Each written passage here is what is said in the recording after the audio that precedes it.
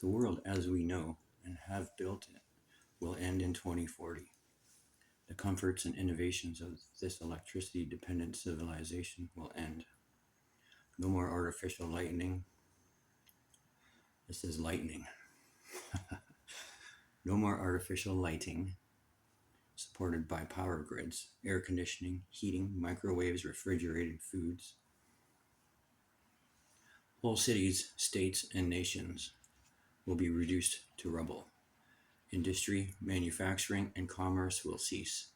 The convenience of grocery stores and restaurants will be a memory. Starvation will induce people to do horrible things, and without operable hospitals, disease and plague will run rampant. There will be no inoculations, and infant mortality will be severe. With a major pole shift, the geography of the world will be altered. The sea is too chaotic to traverse, and airports and aircraft will virtually non-existent.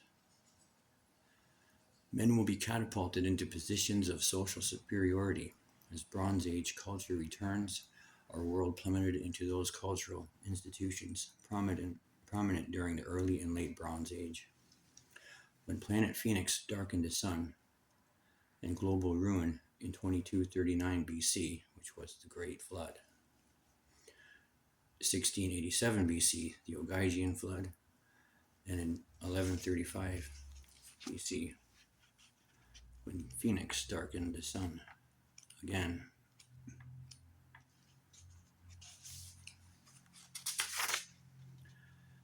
In 1135 BC, it is recorded by Nebuchadnezzar of Babylon and by the Egyptians at the death of King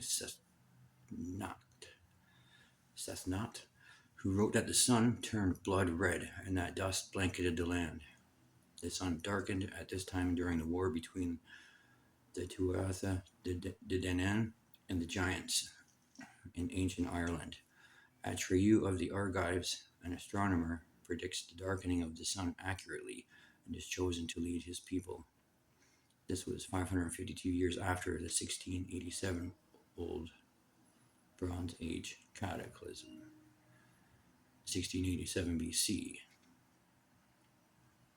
Phoenix passes in direct transit, darkening the sun and causing global earthquakes and floods that fell many of the ancient Old Bronze Age megalithic cities.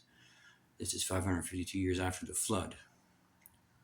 Disaster mentioned in the Book of Jasher, dated exactly by biblical chronologist Stephen Jones in Secrets of Time, described perfectly by W.J. Perry in The Children of the Sun by Augustine and Marcus Varro. In this year it was seen and called Ninciana by the Hittites. 2239 BC.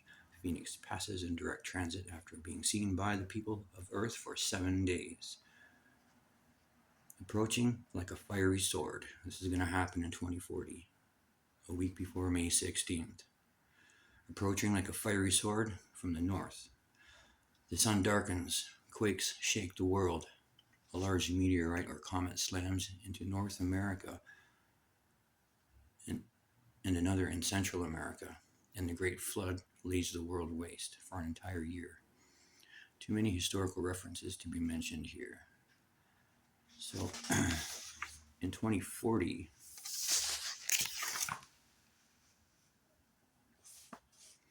Phoenix will pass in direct transit. This is coming in 15 years. Darkening the sun and causing a pole shift. The Earth's lithosphere slips over the mantle as entire continents are moved from their places. Quakes, volcanoes, tidal waves, and electromagnetic storms are accompanied with meteoric rain and a dense blanket of dust falling from the skies as the moon turns a dull red. This is the sixth seal of the apocalypse. A quarter of mankind dies. This is dated by Nostradamus, as discovered by Mario Reading, coupled with 2046. This is the prophetess who believed that both global catastrophes will be caused by the sixth sky dragon. 2046 AD, Nibiru, Nemesis X object enters the solar system beginning its 60 years around the sun, over the sun, above the ecliptic. As it enters, it passes dangerously close to Earth and initiates a second interplanetary catastrophe as quakes, volcanoes, electromagnetic storms, meteoric fallout, and oceanic chaos will kill a third of humanity. This is 20 years from now. That had survived the 2040 disasters 6 years earlier. So a quarter of mankind killed in 2040 is coming. And 6.5 years later, a third of that surviving, 3/4 will be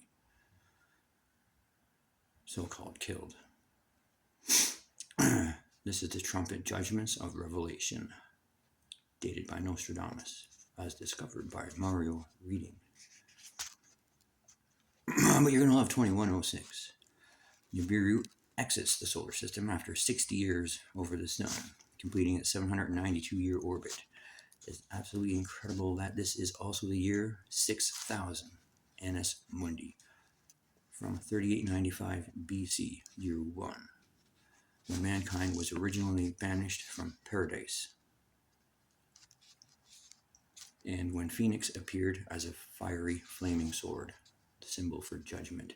The year 6000 brings Armageddon, as 3895 BC was not the beginning of humanity, merely the start of a timeline counting down to redemption.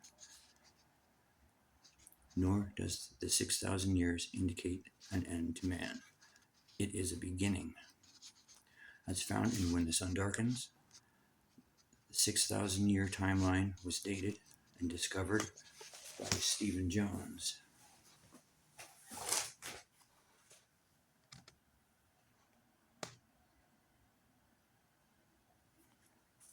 And published in Secrets of Time, a man having no knowledge of planets Phoenix or Nibiru, but who dated the events of the Bible by cross-referencing them with the historical sources and the Assyrian eponyms. Calendrical isometrics works because the synthesis of these two distinct orbital chronologies remained fixed over thousands of years, because these timelines are astronomical. Planet Phoenix began a countdown to apocalypse, but planet Nibiru ends this pattern. The reader need realize that this chronology is by no means complete. Everything you have read was put together in a Texas prison cell. There will be no doubt be many others who will come forth with findings and discoveries further validating this thesis that the author was unaware of. In 1781, Immanuel Kant, in his Critique of Pure Reason, wrote, "The appearances of past time determine every existence in succeeding time, and that these existences as events cannot take place except insofar as the appearance of past time determined their existence in time, that is, fix it by a rule. This work is but an attempt." What did I just read?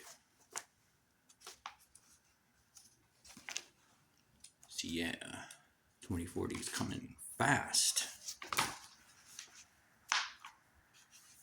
Get camping. Get ready for a...